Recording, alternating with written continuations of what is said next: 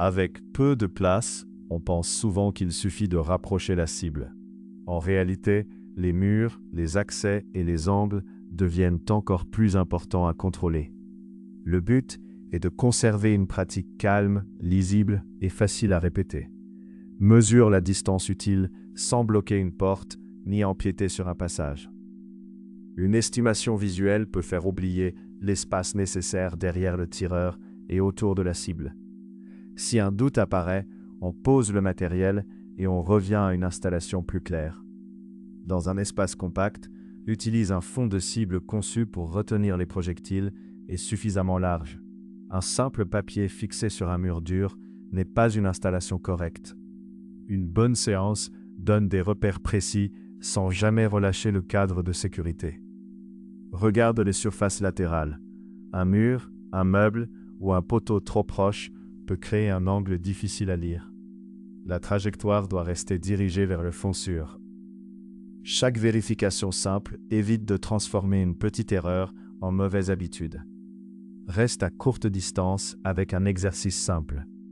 Le but est d'observer la posture, le rythme et le groupement, pas de chercher une sensation de puissance. Le but est de conserver une pratique calme, lisible et facile à répéter. Une porte donnant sur la zone doit rester contrôlée.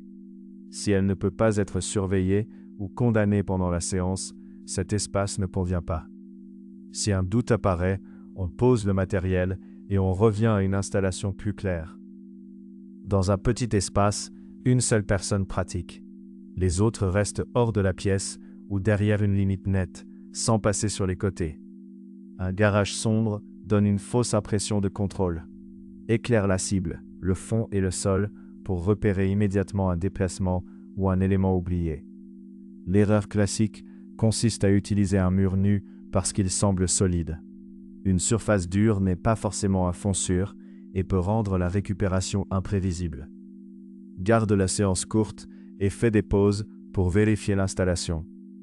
Dans un espace réduit, le moindre déplacement du support doit être vu rapidement. Si tu ne peux pas garantir le fond, les côtés et les accès, ne pratique pas là. Le manque de place n'oblige jamais à accepter un cadre incertain. Mon avis, un petit espace peut servir uniquement s'il est réellement aménagé et contrôlé. Sinon, mieux vaut attendre un lieu adapté que bricoler une fausse sécurité. Retrouve les cibles, les lance-pierres et les accessoires sur lancepierrechasse.com. Avec le code YT05, tu profites de 5% de réduction.